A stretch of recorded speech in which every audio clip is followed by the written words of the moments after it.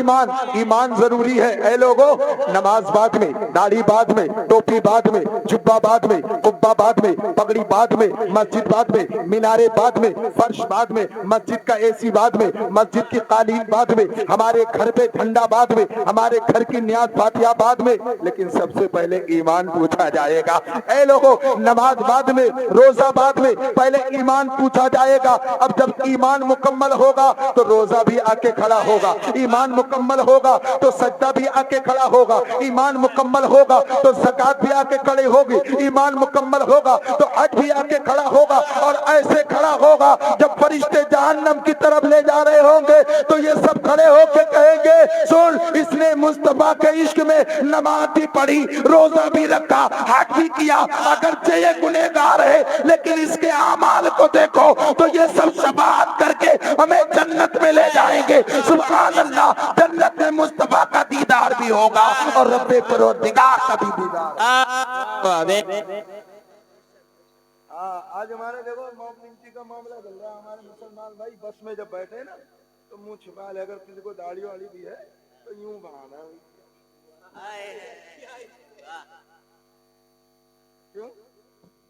کیوں ڈر رہا ہو؟ ڈرنے کے لیے ہم نے کلمہ پڑھا؟ سن بزدل کلمہ ہم نے ڈرنے کے لیے نہیں پڑھی. ہمیں جب ہم 313 سے نہیں ڈرے تو 13 لاکھ ہو کے کیا کھاک ڈرن گے؟ ایسے ڈر رہا بھائی صاحب کہ لگ رہا ہے کہ اب اس کو دنیا سے اتنا پیار ہو گیا کہ اسے دنیا سے جانا نہیں ہے. ابے مرنا ہی ہے تو مصطفیٰ کے نام پہ مر کے تو دیکھ. سبحان اللہ.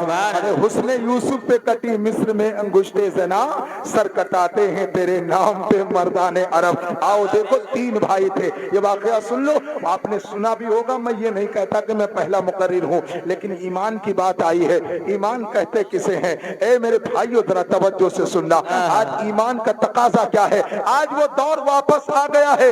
جو دور جس دور کا ہم واقعہ سنا رہے ہیں وہ دور واپس آ رہا ہے. آج دیکھو ہماری لڑکیاں مسلمان سے ہندو بنتی چلی جا رہی ہیں. ہماری لڑکیاں غیر مسلموں کی گاڑیوں پر گھومتی نظر آ رہی ہیں. ہمارے گھر کی لڑکیاں موبائل دیکھ کر، اچھی گاڑی دیکھ کر، بینک بیلنس دیکھ کر، اس کا ٹیپ ٹاپ دیکھ کر کے ہمارے مسلم گھرانے کی لڑکیاں ہندو بنتی چلی جا رہی ہیں، مرتد ہوتی چلی جا رہی ہے. اور ہم کہتے ہیں ہمیں ناز ہے، ہمیں فخر ہے کہ ہم مسلمان ہیں. نہیں نہیں، ہمیں ناز اس وقت ہوگا جب سبحان اللہ 4 داغے عالم میں ہمارا چرچا ہوگا. اور کل کی مائیں جس طرح کہتی تھی، عیسائیوں کی بیویاں کہتی تھی اے بچوں چپ ہو جاؤ، یہ دیکھو مسلمان آ رہے ہیں، یہ دیکھو نبی کا غلام آ رہا ہے، یہ دیکھو صدیق اکبر آ رہے ہیں، یہ دیکھو فاروق اعظم آ رہے ہیں، یہ دیکھو صلاح الدین ایوبی آ رہے ہیں. خدا کی قسم جس دن ہماری یہ طاق ہوگی اس دن سمجھو ہمارا ایمان مکمل. سبحان اللہ. بے شک. سبحان اللہ. واہ. 3 آدمی تھے، 3 بھائی. کتنے بھائی؟ ہاں، یہاں تو 3 بھائی میں 3 تکڑا لگا ہوا. اگر 3 ہیں تو 3 جگہ موجود ہیں.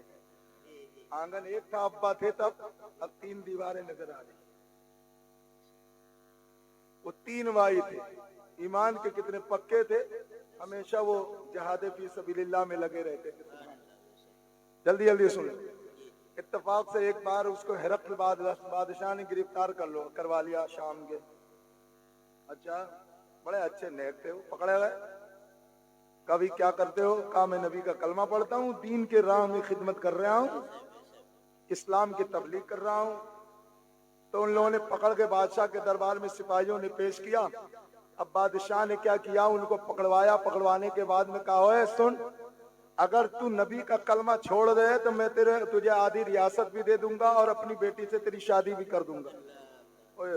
یہ عیسائی بڑے چال باز ہوتے ہیں، پہلے اپنی لڑکیوں کو ضرور پیش کرتے ہیں. ان کا یہ پرانا منصوبہ رہا ہے. اگر یہ اپنی کتابیں چھپوا کے بٹواتے ہیں تو حسین جمیل لڑکی کو آدھے کپڑے میں چوراہے پہ کھڑا کر کے اور کتابیں ڈسٹریبیوٹ کرنے کے لیے کہتے ہیں کہ اس کو بانٹو، تاکہ لوگ اس کی خوبصورتی کو دیکھیں گے تو کتاب کی طرف مائل کم، اس کی طرف مائل ہو کے جلدی عیسائی بن جائے. یہ حسن کا پرچار زمانے سے کر رہے ہیں. اور اگر جس کو نہیں تجربہ ہے تو میں کہتا ہوں نیپال کے دھمبوجی چوراہے پر آج بھی چلے جاؤ، آپ کو یہ بات مل جائے گی. ہم نے وہیں دیکھا ہے. نیپال میں چونکہ عیسائیت بہت زوروں سے پھیل رہی ہے، سمجھ رہے ہیں. اب وہ 3 آدمی پکڑے گئے بادشاہ کے دربار میں. کہاں کھڑے؟ بادشاہ کے دربار میں. बादशाह ने बोला ईमान तुम्हारा पक्का है? कहा पक्का की बात करते हो, हमने रसूलुल्लाह का कलमा पढ़ा है, हम जान दे सकते हैं लेकिन रसूलुल्लाह का दिया हुआ ईमान नहीं दे सकते। अच्छा, कहा सुनो अभी होश में आ जाओ, अभी वक्त है, कलमा छोड़ दो तो जान बच जाएगी। क्या तुम्हें जान प्यारी नहीं है? तुम अपने अम्मू अब्बू से प्यार नहीं करते? क्या तुम अपने घर वालों से प्यार नहीं करते? तो उनका कहना था अरे तुम घर वालों की बात करते हो, लुट जाए अगर दौलते कौनैन तो क्या गम, छूटे न मगर हाथ से दामाने मोहम्मद सल्लल्लाहु अलैहि वसल्लम। अब सुनो, अब बादशाह ने तीन जो एक देग मंगवाई, जैतून का तेल खौलवाया, जल्दी जल्दी सुनाना वाकई बड़ा लंबा है। जैतून का तेल सामने खौल रहा, कहा अब भी होश में आ जाओ, अब भी तुम्हें मुर्गे की तरह तल दिया जाएगा जिस तरह लेग पीस तली जाती है, अभी इसी तेल में डाल दिया जाएगा खौलते हुए। तो कहा नादान, नादान सुन, आग की धमकी देता है और सोचता ईमान छोड़ देंगे।